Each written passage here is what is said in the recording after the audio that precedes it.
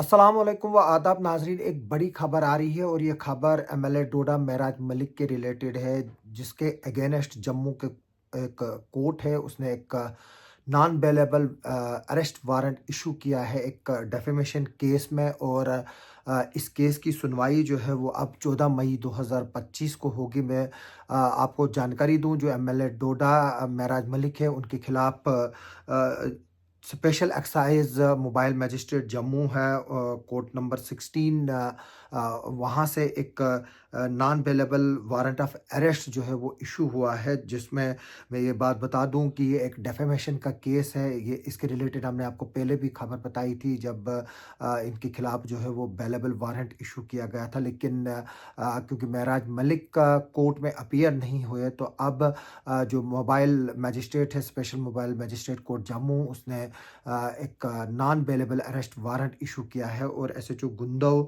Police station गुंदव है, उनको directions दी है कि इनको कोर्ट में प्रोड्यूस किया जाए। मैं बता दूं, ये मामला साबका एमएलए इंदरवाल और मिनिस्टर जो उमर अब्दुल्ला और की कांग्रेस और एनसी के गवर्नमेंट में थे, गुलाम मोहम्मद सरूरी, उनकी तरफ से फाइल किया गया है। और ये केस मेराजुद्दीन मलिक के खिलाफ किया गया था, जो डेफेमेशन का केस है। मैं बता दूं कि जो वारंट हमारे पास कॉपी अवेलेबल है, non available warrant of arrest against Merajuddin Malik son of Shamsuddin Malik, resident of village Tandla, tehsil Chilli Pingal, district Doda. इनके खिलाफ ये एक वारंट इशू हुआ है, डेटेड 17/3/2025 में। बता दूं कि गुलाम मोहम्मद सरूरी ने एक कंप्लेंट फाइल की थी कोर्ट में फॉर एक्शन जो है महराज मलिक के अंडर सेक्शन 499 और 500, जो कि डेफेमेशन के रिलेटेड केस जो है वो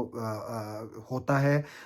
मैं बता दूं कि कोर्ट ने में जब ये केस फाइल किया गया था, तो जो कोर्ट है उसने डीवाईएसपी जम्मू है, उसको एक इंक्वायरी जो है वो सेक्शन 200 सीआरपीसी के तहत जो है वो दी थी, जिसमें मैं बता दूं कि जो डीएसपी सिटी सोथ है जम्मू है, उन्होंने इस मसले को इन्वेस्टिगेट किया था और फिर कोर्ट में जो है वो रिपोर्ट फाइल की थी। और ये रिपोर्ट जो है वो उन्होंने फाइल की थी, ये 17 जून 2023 को की थी। यानी कि ये केस तकरीबन 2 साल के कुछ अरसे से जो है वो चल रहा है। और ये केस जो है वो 25 मार्च 2003 को जो है ये मैटर फॉरवर्ड किया गया था। जो डीवाईएसपी सिटी सो जम्मू है, उनको अंडर सेक्शन 200 सीआरपीसी। उसके बाद जब इन्वेस्टिगेशन की जो डीवाईएसपी सिटी सो जम्मू है, और उन्होंने एक डिटेल और फैक्चुअल रिपोर्ट जो है वो 17/6/2023 को सबमिट की, जिसमें ये बताया गया कि जो क्लिप्स वगैरह जो थे,